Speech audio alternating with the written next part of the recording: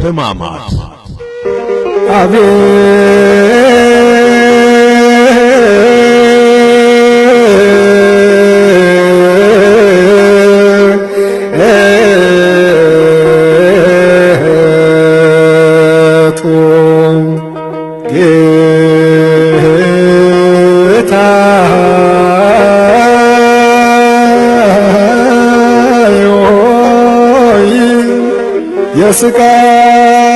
የስቃይ ብዛቱ አልሰለቸኝ። የመጀመሪያው ቁስል።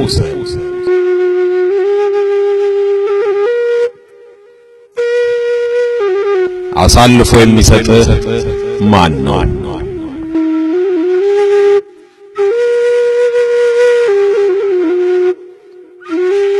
ስለ ያስቆሮቱ ይሁዳ መጽሐፍ የሚማርክ ርዕሰ ጉዳይ አለመሆኑን የምናውቀው አራቱ ወንጌላውያን አስገዳጅ ከሆኑባቸው ጥቂት ቦታዎች በስተቀር ስለ ይሁዳ ብዙ ባለመጻፋቸው ነው።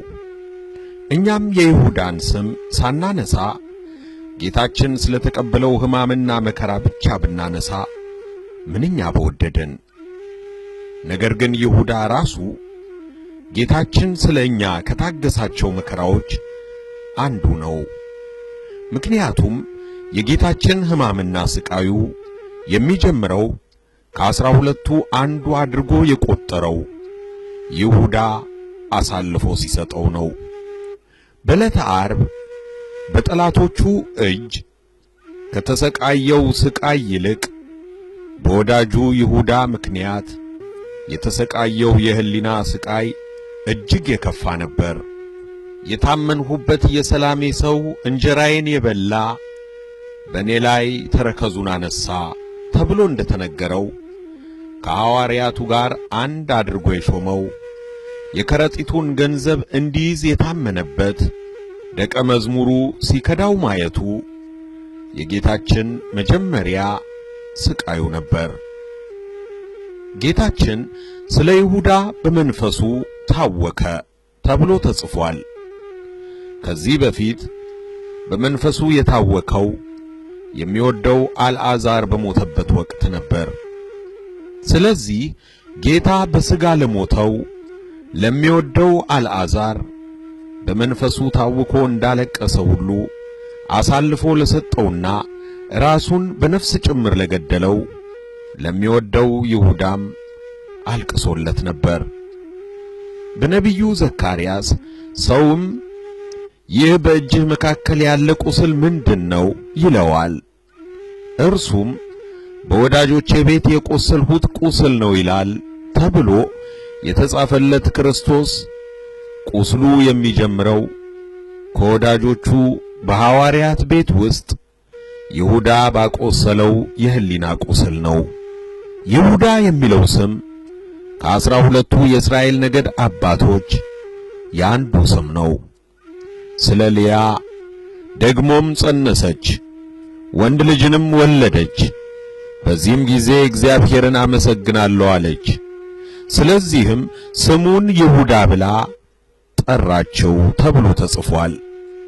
ይህ ስም የአስቆሮታዊው እጅ ገብቶ ተጠላ እንጂ በብሉይ ኪዳን ሰዎች ለወንድም ለሴትም ለማውጣት የሚመርጡት ስም ሲሆን በዕብራይስጥ ምስጉን፣ እግዚአብሔርን አመሰግናለሁ፣ በእግዚአብሔር የሚታመን ማለት ነው። በሐዋርያት መካከል ይሁዳ የሚል መጠሪያ ስም ያላቸው 2 ደቀ መዛሙርት ናቸው። አንደኛው አብሮ በማደጉ የጌታ ወንድም ተብሎ የተጠራው ታዲዮስ ሲሆን ከአስቆሮቱ ክህደት በኋላ ይህ ስም ተወዳጅ ባለመሆኑ ወንጌላውያኑ እውነተኛውን ይሁዳ የአስቆሮቱ ያይደለ ይሁዳ ብለው የለዩት ሲሆን ራሱንም የያዕቆብ ወንድም ይሁዳ ብሎ ለይቷል። የአስቆሮቱ የሚለውን ቅጽል ትርጉም በተመለከተ የተለያዩ ማብራሪያዎች አሉ። የመጀመሪያውና በብዙዎች ዘንድ ተቀባይነት ያለው ሐሳብ ቄርያት ከምትባለው በእስራኤል ደቡብ ክፍል የምትገኝ የይሁዳ ነገድ ልጆች ከተማ የተገኘ መሆኑን የሚያሳይ ስያሜ እንደሆነ ነው።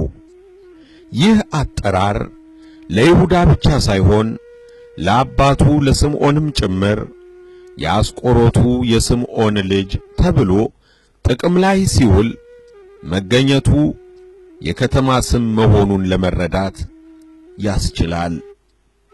ሁለተኛው ትርጉም ደግሞ ጌታችን ያስተማረበት የአራማይክ ቋንቋ ሊቃውንት የሚሰጡት ማብራሪያ ነው። ስቆር ማለት በአራማይክ ቋንቋ ቀይ ማለት ሲሆን ከግሪክ ድህረ ቅጥያ ኦት ጋር ሲገጣጠም ባለቀዩ የሚል አገባብ ያለው ነው የሚል ነው። የዚህ ሐሳብ ደጋፊዎች የይሁዳ የጠጉሩ ቀለም ቀይ ነበር የሚል ተውፊታዊ ማብራሪያ የሚሰጡ ሲሆን ይህ ሐሳብ በጥንታውያን የባይዛንታይን ስዕላት ላይ ተጽዕኖውን አሳርፎ ይሁዳ ባለቀይ ቀለም ጠጉር ያለው ሆኖ እንዲሳል ምክንያት ሆኗል። አንዳንድ ጸሐፍት ደግሞ የአስቆሮቱ የሚለውን ስያሜ ገንዘብ ያዥ ብለው ተርጉመውታል። ይሁዳ በሁሉም ወንጌላት የሐዋርያት ዝርዝር ውስጥ የመጨረሻ ሐዋርያ ሆኖ ተጠቅሷል። ይህ የሆነውም ወንጌላቱ የተጻፉት ይሁዳ የሐዋርያነት አገልግሎቱን በፈቃዱ ከተወ በኋላ በመሆኑ ያለፈውን ሲጽፉ ባያስቀሩትም አንባቢ አውጥቶ ለመረዳት እንዳይቸገር ነበር።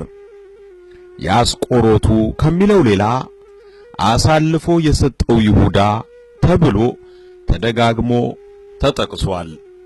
ስለ ጴጥሮስ ሲጻፍ ሶስቴ የካደው ጴጥሮስ፣ ስለ ቶማስ ሲጻፍ የተጠራጠረው ቶማስ የሚል ቅጽል ሳይገባ የይሁዳ ብቻ ለምን ከነጥፋቱ ተጻፈ ቢሉ ጴጥሮስና ቶማስ በአንድ ወቅት የሰሩትን የጥፋት ታሪካቸውን በንስሐ ስለፋቁትና ይሁዳ ግን ከነኃጢአቱ ያለ ንስሐ ስለሞተ ነው። የይሁዳም ትልቁ ኃጢአቱ አሳልፎ መስጠቱ ሳይሆን ንስሐ ሳይገባ ራሱን መግደሉ ነው። ስለ አስቆሮቱ ይሁዳ በመጽሐፍ ቅዱስ የተጻፈው ታሪክ እጅግ ጥቂት ሲሆን ስለ ጥንተ ታሪኩም በዝርዝር የተመዘገበ ነገር በወንጌላቱ አይገኝም። ወንጌላቱ የሚጠቁሙት የአባቱ ስም ስምዖን እንደሚባልና የደቡብ እስራኤሏ ቄርያት ሰው መሆኑን ብቻ ነው። ከ12ቱ ሐዋርያት ውስጥ 11ዱ ከሰሜን ገሊላ የመጡ የገጠር ሰዎች ሲሆኑ ገሊላ ያልሆነውና ለኢየሩሳሌም የቀረበው ብቸኛ ከተሜ ሐዋርያ ይሁዳ ነበር። ይህም ይሁዳ ራሱን ከሌሎች ከፍ አድርጎ እንዲያይ ምክንያት ሆኖታል የሚሉም አሉ።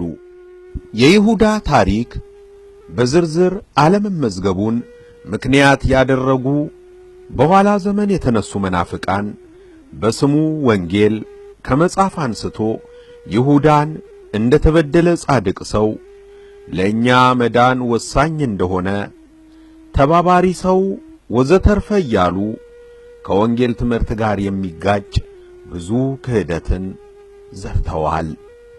ይሁዳ አሳልፎ ባይሰጠው ኖሮ ጌታ ሊሞት አይችልም ማለት በተዘዋዋሪ የመዳናችን ምክንያት ይሁዳ ነው ማለት እንዳይሆን መረዳት ይኖርብናል። እንደ እውነታው ከሆነ ግን አይሁድ ጌታችንን ለመግደል ብዙ ጊዜ ሙከራ አድርገው ነበር። ስለዚህ ሊወግሩት ድንጋይ አነሱ። ኢየሱስ ግን ተሰወራቸው። ከመቅደስም ወጥቶ በመካከላቸው አልፎ ሄደ። ስለዚህ ሊይዙት ይፈልጉ ነበር።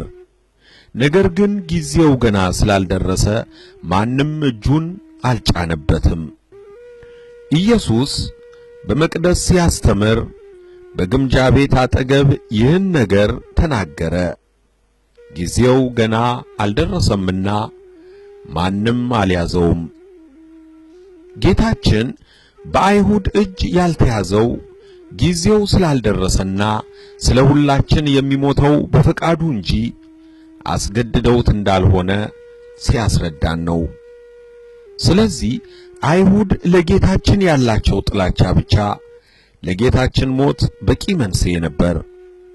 በወንጌል በግልጽ እንደተጻፈው ይሁዳ ጌታችንን አሳልፎ ለመስጠት የሄደው አይሁድ ጌታችንን ለመግደል ተማክረው ከጨረሱ በኋላ ነበር። በዚያን ጊዜ የካህናት አለቆች፣ የሕዝቡም ሽማግሌዎች ቀያፋ በሚባለው በሊቀ ካህናቱ ግቢ ተሰበሰቡ። ኢየሱስንም በተንኮል ሊያስይዙት ሊገድሉትም ተማከሩ። ነገር ግን በሕዝቡ ዘንድ ሁከት እንዳይነሳ በበዓል አይሁን አሉ።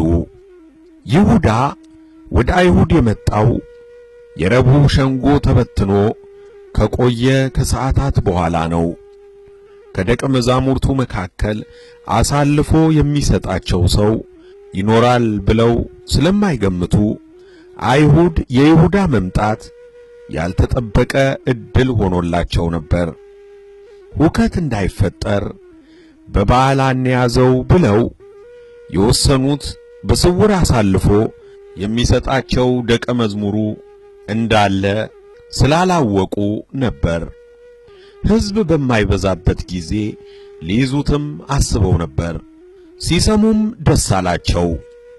ብርም ይሰጡት ዘንድ ተስፋ ሰጡት የሚለው ቃል የሚያሳየው የይሁዳ መምጣት ጨርሶ ያልገመቱት መሆኑን ነው። ይሁዳም የፈሩት ሁከት ሳይፈጠር ሕዝብም በሌሊት አሳልፎ እንዲሰጣቸው ምቹ ጊዜ ይፈልግ ነበር።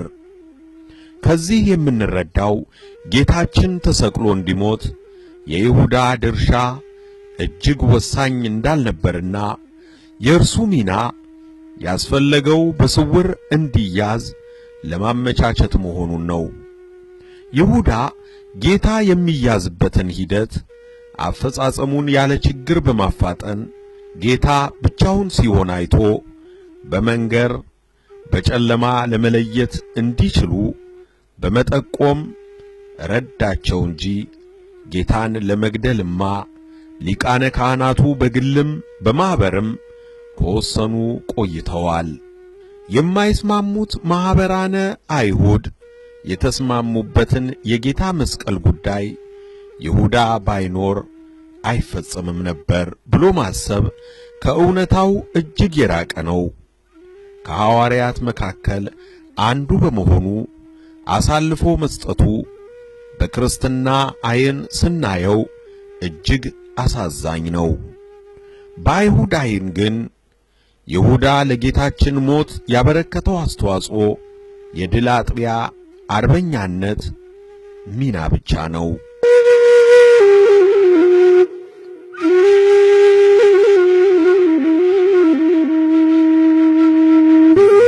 ሕማማት በቀጣዩ ክፍል እስክንገናኝ ቸር ይግጠመን።